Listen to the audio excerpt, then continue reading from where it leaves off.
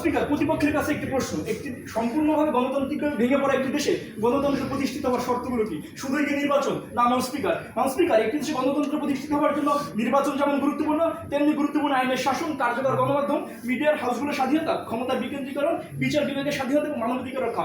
Speaker, প্রতিপক্ষ তাদের কাছে প্রশ্ন, বাংলাদেশে কি বর্তমানে একটি বিষয় সঠিকভাবে ফাংশন করছে? উত্তর হচ্ছে না। স্পিকার, তাহলে নির্বাচনের শুধু নির্বাচন নসিহত করে প্রতিপক্ষ কিভাবে সেই পুরনো গণতন্ত্রের সিলসিলা বাস্তবায়ন করবে সেটা আমাদের কারে বোধগম্য হয় না। স্পিকার,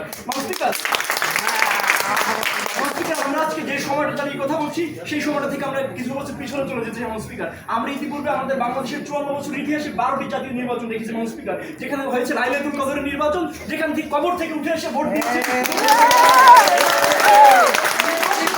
বাংলাদেশ অতীতেও ছিল। বাধ্যতার ছাড়া কোনো দলকে ক্ষমতা থেকে ক্ষমতাচ্যুত করা যায়নি কখনো, বরঞ্চ নির্বাচিত সরকারের কাছে চেপে বারবার অনির্দিষ্ট সরকার আমার বাংলায় চেপে বসেছে। স্পিকার, এই ধরনের মৌলিক সংস্কার ছাড়া রাষ্ট্রের অগণতান্ত্রিক ভিত্তি এবং সাংবিধানিক স্বতন্ত্রকে বহাল রেখে শুধুমাত্র জাতীয় নির্বাচন দিয়ে নির্বাচনী গণতন্ত্র ছাড়া আর কিছুই হয় না।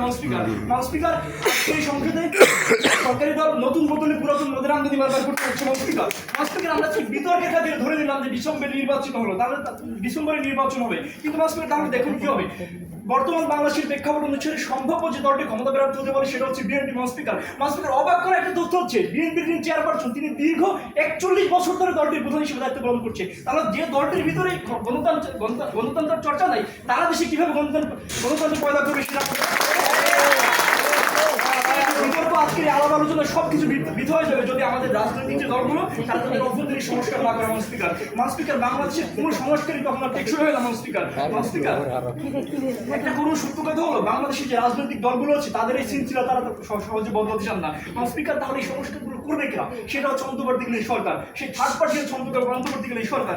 স্পিকার, রাষ্ট্রের এই মহাসংকটকালীন সময় দাঁড়িয়ে আমরা আপনাদের একটা আশার বাণী শোনাতে এসেছি। স্পিকার, আপনারা নিশ্চয়ই অবগত আছেন যে অন্তর্বর্তীকালীন সরকার ইতিমধ্যে 11টি সংস্কার কমিশন গঠন করেছে, যার ফলে কি হবে। স্পিকার, দেখুন আমাদের রাষ্ট্রের যে বেসিক পাওয়ার স্ট্রাকচার, একজন শাসকের যে ফেস্টিভ্যালি হয়ে ওঠার যে প্রতিক্রিয়াগুলো সেগুলো আসলে আমরা বদলে ফেলতে পারবো। আমাদের প্রিয় বাংলাদেশ রাষ্ট্রটা, আপনাদের প্রিয় বাংলাদেশ রাষ্ট্রটা রাষ্ট্র হয়ে উঠবে, বাংলাদেশ রাষ্ট্রটা বাপদাদার তালু ধরবে না।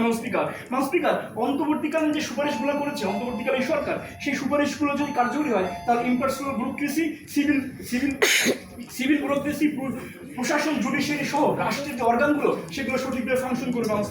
স্পিকার, বিগত সময় আমরা কি দেখেছি? আমরা দেখেছি আমাদের যে বাংলাদেশ রাষ্ট্রটাকে একটা সূর্যমুখী ফুলের মতো বানিয়ে রাখা হয়েছে। সূর্যমুখী ফুল যেমন সূর্যের দিকে ঝুঁকে থাকে, আমাদের রাষ্ট্রটা তখন ঝুঁকে থাকতে আবার দিকে। স্পিকার,